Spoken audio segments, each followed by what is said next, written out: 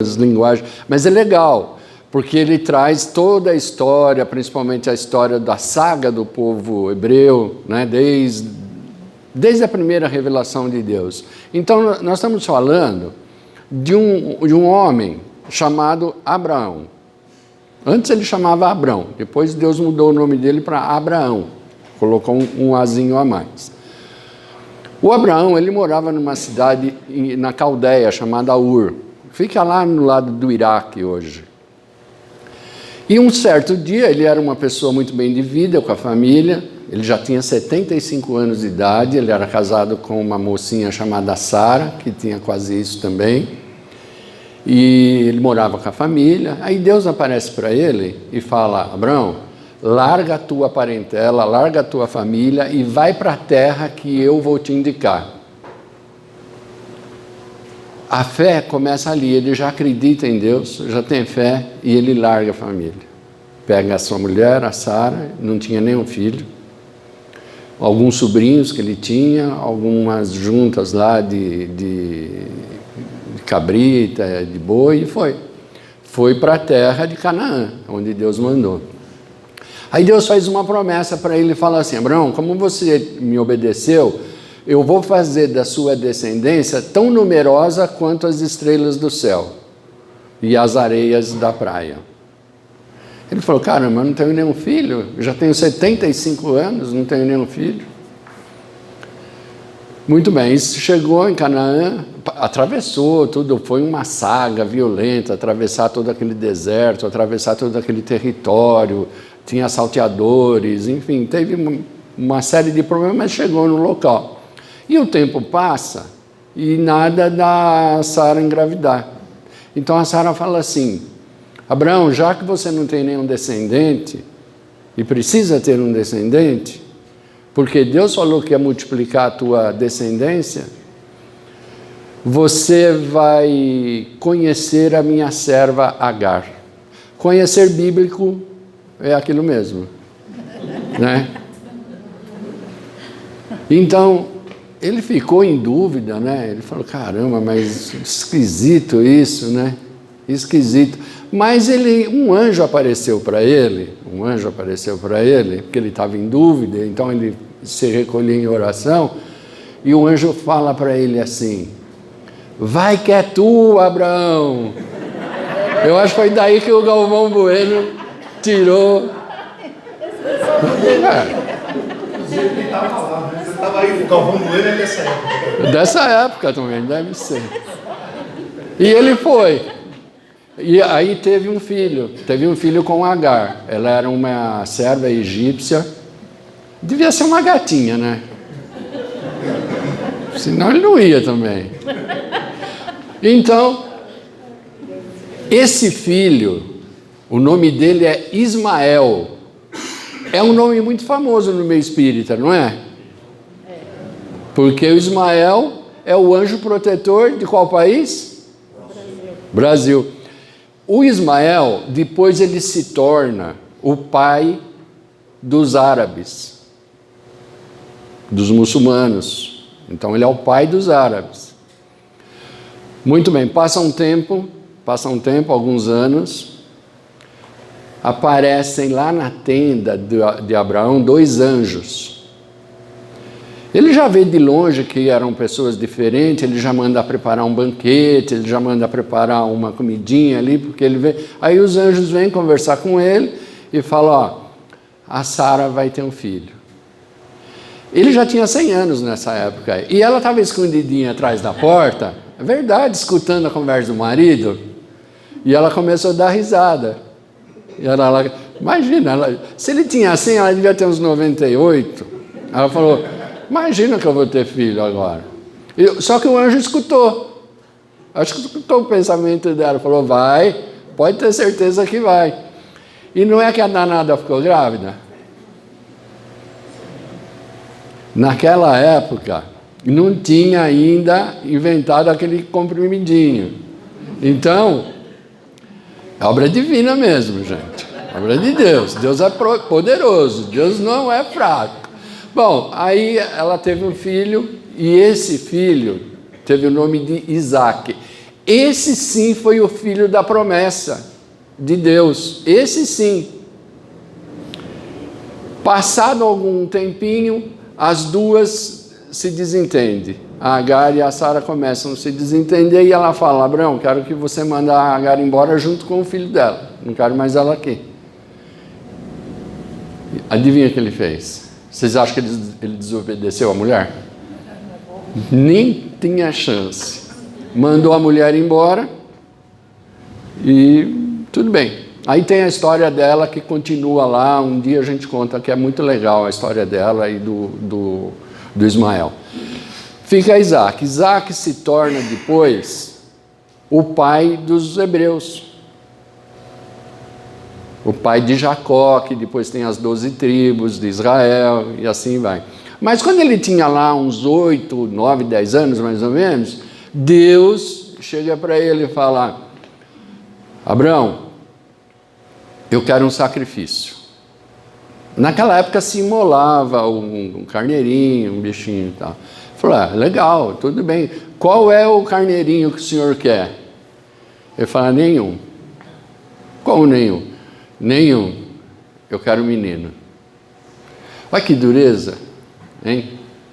E vocês sabem, né, como que era o sacrifício naquela época? Deitava a criança, pegava um punhal. Nossa, imagina, né?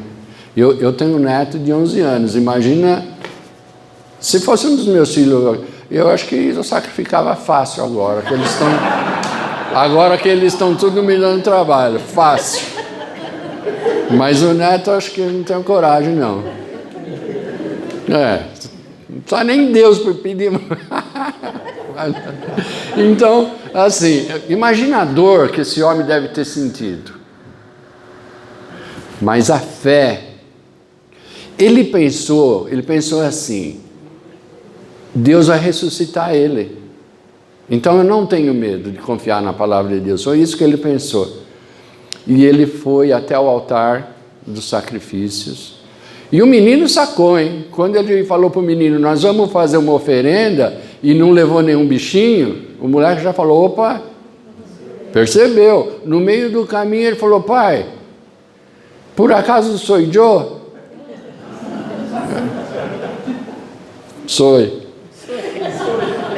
Mas quando ele pega, coloca o menino no altar, coloca lá os incensos, os perfumes para fazer oferenda, que ele pensa em levantar um punhal, tem uma voz: Abraão.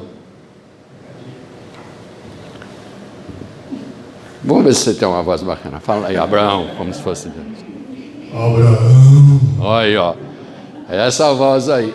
Ele pegou, olhou do lado. O que você quer agora que eu faça? Você quer que eu vire? Então, ele olhou do lado, não viu ninguém, mas só ouviu a voz. Falou para ele assim: não machuque o menino. Não machuque o menino. E tinha lá um cabritinho que entrou no lugar do menino, ele fez oferenda. Por isso que ele virou o pai da fé. Será que a nossa fé em Deus, que tamanho ela tem perto dessa? Perto dessa. Eu vou dizer, essa seria o máximo da fé. Cada um pensa, né? Se a gente teria essa coragem. É claro que o mundo era outro, talvez a história não seja bem essa, né? Talvez é um pouco diferente, tem várias teorias nisso aí, mas será que isso é para exemplificar que tem um Deus e que Ele não brinca em serviço, que Ele promete, Ele cumpre, e Ele está aí para nos proteger. É isso que a gente aprende. Então Abraão deu o maior exemplo da fé. Às vezes a gente não tem a fé na gente mesmo. Às vezes a gente não confia no nosso taco. Às vezes a gente vai fazer, puxa vida, vou fazer um bolo, mas será que eu consigo fazer um bolo tão legal igual o da Ana Maria Braga? Consegue. Na quinta tentativa vai sair até melhor, não tem problema. que a gente tem esse direito. A gente tem o direito de errar e acertar, por isso que o nosso sistema evolutivo ele é baseado na reencarnação. Por isso, porque a gente erra na vida, morre, só toma cuidado para não pôr no papelzinho errado, morre, passa um período, reencarna e volta, quer dizer, outra tentativa. Fica mais um tempo, morre. Então a fé, mas ela não pode ser cega também. Não é qualquer pastor que chega aqui e vai falar qualquer coisa que ele leu ou que ele acha que a gente tem que acreditar, a gente tem que passar pelo crivo do bom senso. Assim que Kardec falava. É melhor você rejeitar 9 verdades do que aceitar uma mentira.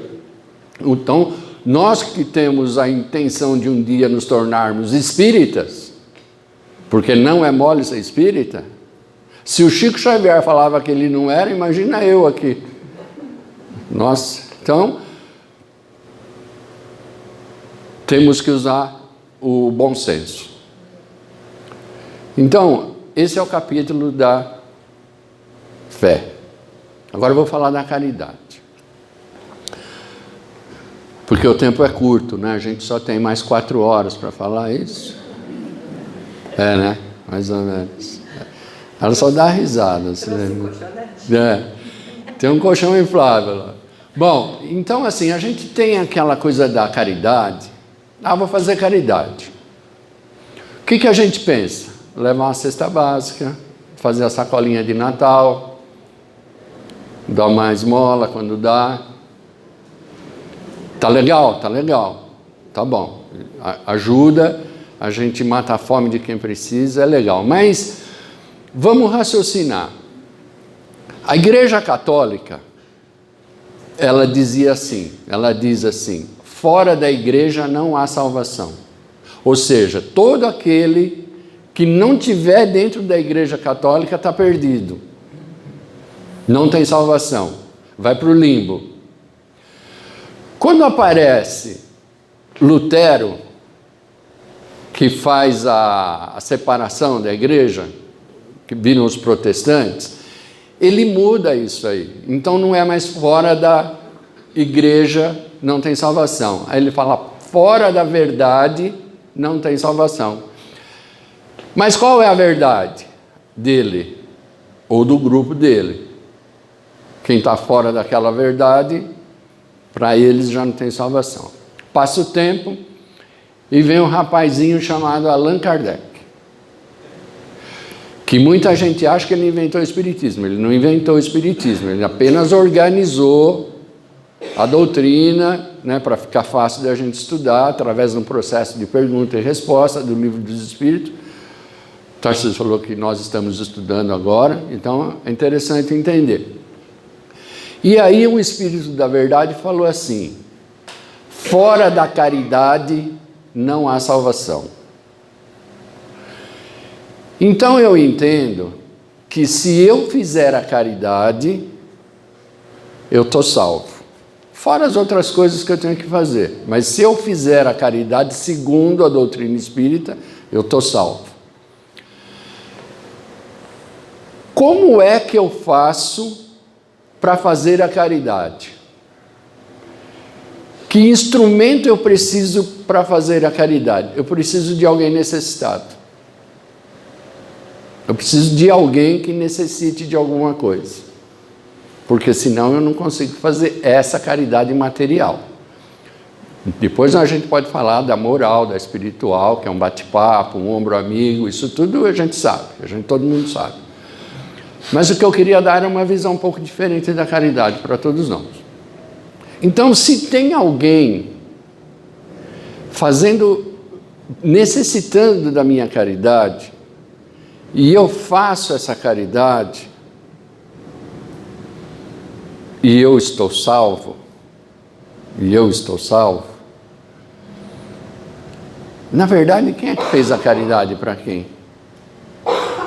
Então é a seguinte, quando a gente reencarna, a gente se tiver um pouco de conhecimento Não precisa ser muito, não, mas um pouco de conhecimento, de bom senso. A gente participa do nosso programa reencarnatório.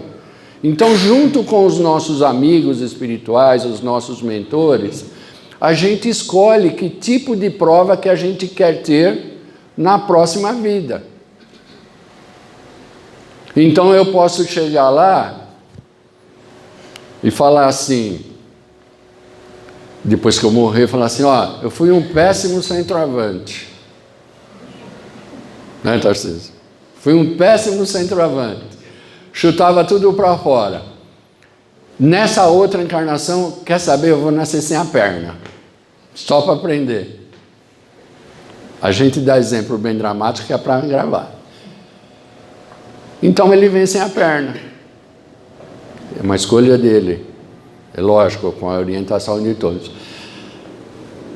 Ele teve a coragem de assumir esse tipo de deficiência, esse tipo de karma, porque o corpo dele vai estar faltando um pedaço, mas a alma não. A alma está lá. E ele vai, com aquela passagem que ele tem, ele vai reconstruir aquele corpo espiritual que ele tem direitinho. Então ele teve a coragem, talvez eu não tivesse. Talvez quando o meu guia falasse assim, meu mentor falasse assim, ó, Vanderlei, você vai voltar sem uma perna. Eu falava, não dá, não aguento, não tenho coragem. Não tenho coragem, não estou pronto para isso. Ele falou, então vai ser médium.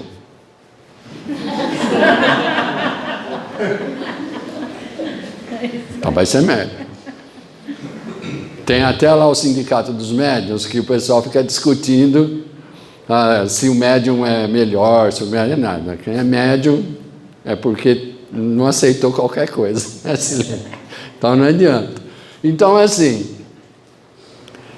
Mas ele teve a coragem. Mas aí ele, como eu estou com uma dívida, a espiritualidade faz ele passar no meu caminho. Porque ela juntou a esteira kármica dele e a minha, e ela fala assim, bom, ele vai nascer numa condição social bem ruim, com algum problema, o Vanderlei vai ser vizinho, e vamos ver como vai funcionar o coração do Vanderlei. Vamos ver como é que vai funcionar. Num dado momento da minha vida, eu vou deparar com ele. Se o meu coração estiver legal, já um pouco mais amadurecido, eu vou resolver aquela situação dele. Se não tiver, eu vou passar ao largo, vou embora, e o outro vai fazer. Mas vamos falar que meu coração estava legal, e eu fiz a minha obrigação ali. Passa um tempo, eu morro de novo, porque a gente morre de vez em quando. Aí chega lá, parabéns, Vanderlei, ó, bacana, você cumpriu bem o seu papel. Eu só cumpri o meu papel porque teve um cara corajoso que topou em vir numa condição desfavorável para me ajudar. Ele que me ajudou. Então quem fez a caridade para quem? E ainda para ele pode ser até que não seja uma coisa muito boa, porque se ele não foi resignado naquilo que ele pediu, ficou aqui blasfemando, xingando Deus porque nasceu com um problema, ele vai ter que voltar e cumprir de novo. Não tem como. É a mesma coisa que casamento, viu, gente? Não adianta reclamar. Se reclamar, volta de novo. E é capaz de voltar com o sexo trocado ainda. Porque a gente reencarna homem, reencarna mulher, e não tem conversa. Então é assim, então a gente perde um pouquinho desse negócio, falar, eu dei uma cesta básica lá para uma família, fiz uma caridade, estou com o meu coração aliviado. Continua, mas pensa que talvez é aquela família que está fazendo um pouco de caridade para nós. É legal juntar um grupo, né? Quando tem essas catástrofes, juntar um grupo, tentar diminuir o sofrimento do outro, porque a gente não está ajudando o outro somente. Primeiro, a gente está ajudando a nós mesmos. A gente é que é o primeiro beneficiado. Quando você solta uma palavra de amor, um gesto de amor, você dá um abraço amigo numa pessoa, o primeiro organismo que sente aquelas vibrações amorosas é o da gente. É o primeiro. O contrário também. Quando a gente vocifera aquelas palavras que a gente fala às vezes no jogo de futebol, no trânsito, quando queima o feijão também ou não? Não queima feijão não, né? Quando bate o joelho no canto da mesa, da cama, meu Deus, não dá. Depois tem que correr, ajoelhar e pedir desculpa para dar uma aliviada, mas é assim. Então, o primeiro organismo que a gente ofende é o nosso. A gente tem o corpo físico, que é esse que a gente se usa para se comunicar. Pode soltar? Para a gente se comunicar. Na Globo não é assim não, viu? Não é assim não. Bom, quando eu fazia lá a Grande Família, não tinha isso não. Então, tinha maquiador. Aliás, eu queria agradecer a mocinha que fez quem que é? Fez o cartazinho lá com a minha foto. Nossa, que bonito. Ficou bonito? Gostei. Nossa, te falar um negócio. Ela não é só uma boa fotógrafa, como deve ser mágica. E para fazer isso só mágica. Então a gente tem um corpo físico, que é esse aqui que a gente usa para se comunicar com as pessoas, porque é um mundo material. Lá em cima a gente tem o espírito. Esse a gente não sabe a forma. A gente não sabe a forma. Mas entre um e o outro, tem um outro corpo que se chama perispírito. Então, nesse perispírito, tudo que a gente faz, de bom ou de ruim, fica ali gravado. É o tal do julgamento final. O pessoal, quando morrer, vai ser julgado. Não tem ninguém lá que vai julgar. Não, é o próprio, o STF. Não tem um STF espiritual ainda. Até o outro lá. Então, assim, mas vai estar tudo no nosso corpo perispiritual. E o pior, todo mundo vê. Todo mundo vê. Aqui a gente engana, né? Aqui a gente engana. Mas lá não, porque todo mundo vê. Porque está tudo marcado, as deficiências que a gente teve. Né? Se a gente foi muito egoísta, dá problema na região do estômago. Se a gente sentiu muito ódio, dá problema na região do coração. Se a gente foi muito... Sabe aquela pessoa que não volta atrás, mesmo estando errado, ele não quer voltar atrás, aí dá problema de coluna, dá problema no joelho. Então tem até livros que falam sobre as doenças psicossomáticas. Então, assim, aí a gente chega lá, está tudo exposto. Está tudo exposto. Então, cabe a gente entender essas coisas e o Espiritismo nos ajuda porque ele oferece essas explicações, esses ensinamentos, o livro dos Espíritos, a Gênesis, o Evangelho e tantos mais, para a gente poder controlar as nossas atitudes aqui. Quanto mais ações benéficas a gente fizer para o próximo, melhor para nós. Quanto mais ódio eu tenho do sujeito, pior para mim. Porque eu estou tomando veneno e quero que ele morra. Não funciona assim. Então, nossa vida aqui no planeta Terra, a evolução ela é baseada nessa lei, que é ação e reação. É a lei do merecimento. A gente reclama tanto na política, no poder público, que as pessoas deveriam ocupar o cargo por merecimento. Nem sempre é. Mas o sistema evolutivo da Terra é por merecimento, ação e reação. O que eu fizer para lá, volta aqui. Se for coisa ruim, volta ruim. Se for coisa boa, volta boa. É isso. Não tem. E isso não tem como mudar, porque é uma lei divina. E a lei divina, qual é a característica dela? Ela serve em qualquer tempo, para qualquer pessoa, qualquer lugar, e não muda nunca. É uma lei perfeita. Diferente da lei dos homens, que a lei dos homens pode ir mudando. Faz uma lei aqui, não ficou boa, cancela, faz outra e tal. A lei divina, não. Então, nós vivemos nesse mundo. Então, a gente precisa entender que não tem dúzia de 13 na feira. Não tem. Se eu fizer a dúzia de 13, não tem conversa. O japonês não está vendo, mas o universo está. Não adianta, não consigo me esconder do universo. Cedo ou tarde eu vou ter que devolver aquela 13ª laranja. Como? Em laranja? Não.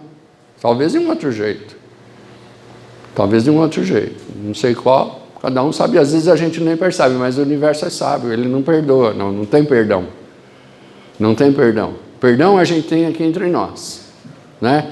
Pisei no pé de alguém, peço perdão, está tudo ok, beleza, vamos seguir em frente.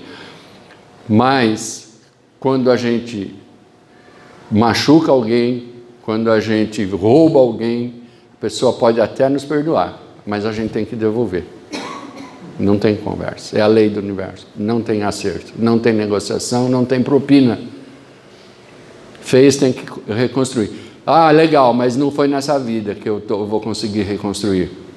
Vai ser na outra, ou na outra, assim que a pessoa estiver em condições suficientemente forte, inteligente, consciente para vir. E a grande maioria das vezes a gente falha. A gente falha. Porque a gente está numa escala evolutiva. E viver num planeta Terra onde o mal predomina, tem o bem, tem muito bem, mas o mal predomina, a gente sabe. Vocês não vêem notícia boa na televisão nem no rádio, só se for na Rádio Mundial, que lá eles têm lá a hora da boa notícia. Mas você não vê notícia boa, com muita raridade. Então, assim, o mal predomina. Por que ele predomina? Porque ele sabe divulgar, ele tem um sistema de mídia muito eficiente. O bem não. O bem não tem. A pessoa faz o bem e com medo de alguém falar que ela está sendo hipócrita, porque está escrito, faça o bem, o que a mão direita dá, a esquerda não fique sabendo, ela não conta. Então ela não contagia a pessoa. Tem que contagiar, tem que falar sim. Tem que falar, vou lá no centro, eu ajudo com cesta básica, eu faço sacolinha, tem que falar para a cunhada, para o parente. Por que você não vem comigo e faz igual? Você vai se sentir melhor, você vai se sentir feliz, o coração vai estar aliviado, elimina um pouco da nossa carga que está no ombro. Vai lá, legal, você vai conhecer gente boa, a gente vai um domingo aí, a gente vai fazer a campanha Alta de Souza. A campanha Alta de Souza é bater de porta em porta pedindo comida para os outros. Ah, cara, mas por que então você não compra 5 quilos e dá? Não é mais fácil que bater? É mais fácil que bater, mas a gente às vezes tem que passar por isso, tá? Então, assim, o que a gente fizer aqui, a gente vai receber. Não tem como. O pessoal reclama às vezes da família, né? Que nem eu falei brincando aqui dos meus filhos. É claro, eles que me sustentam hoje, poxa. Então, assim, mas a gente que escolhe a nossa família. A gente que escolhe. Aí a gente vai na mocidade. Aqui tem mocidade? Vai retomar. Vai retomar. Aí a gente vai falar com os rapazes da mocidade. Aí aqueles meninos que sabem tudo e revoltadinho. Eu não pedi para nascer. Alguém já ouviu isso na vida? Se não foi do filho de alguém? Ah, não pediu para nascer? Então vai aprender como é um processo reencarnatório. O planeta Terra tem 25 bilhões de habitantes. 8 bilhões estão encarnados.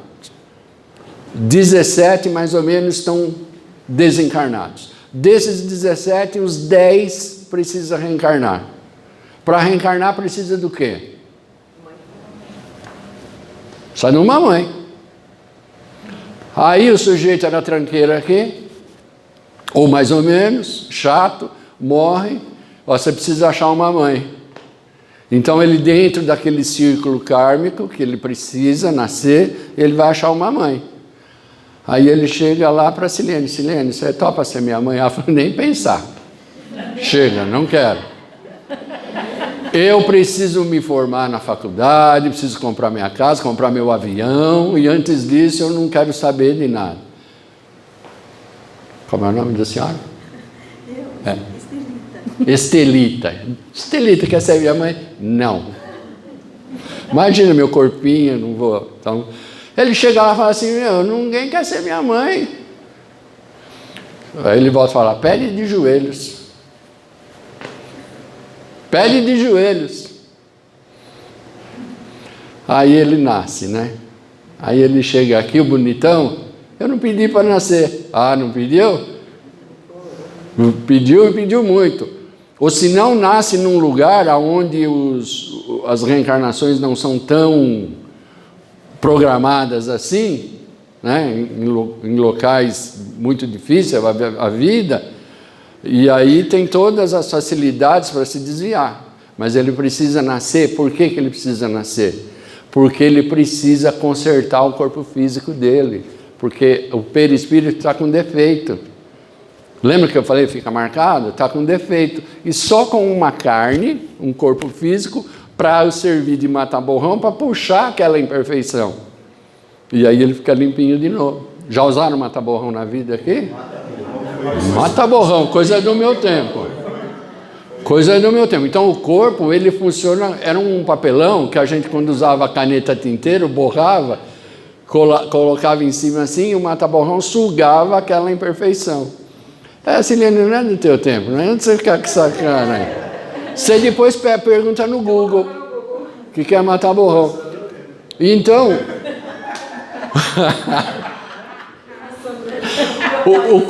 o corpo físico, ele serve de mata-borrão para a alma. Então, mesmo quando às vezes a gente está doente, a gente recebe uma doença, a gente tem que pensar, não é castigo divino. Se não foi bobagem que a gente fez aqui, né? Que a gente faz bobagem aqui, fuma, bebe, fica muito nervoso, trabalha muito, tem estresse, a gente faz isso, aí o organismo se ressente. Então, se não foi isso, às vezes aparece uma doença um pouco mais grave, é porque está limpando o perispírito. Por isso que o Chico, todo dia, ele agradecia, né? Ele falava assim, eu tenho 2 esposas. Uma era catarata e a outra era, acho que a labirintite, não sei, não lembro mais. Eu falava, eu tenho 2 esposas e elas me acompanham. Então, assim, tá? Então não tem injustiça. O que tem é a gente trabalhando em prol da gente mesmo, pelo caminho que a gente escolher. Podemos fazer em linha reta ou podemos fazer via tortuosa, a gente é livre. Livre arbítrio, todos nós temos. Eu sou contra, eu preferiria que Deus governasse minha vida 100%, eu ficava tranquilo lá, que nem um bebê. Que nem um bebê. Tranquilo, mas não é assim. Bom, já falei um monte de bobagem para vocês, desculpem, e espero que vocês me perdoem. Faz parte da caridade, o perdão também. E eu desejo que vocês sejam muito felizes, que voltem para casa com muita tranquilidade, encontrem a família de vocês em plena paz, em plena harmonia e muita prosperidade. Que Deus abençoe vocês. Muito obrigado.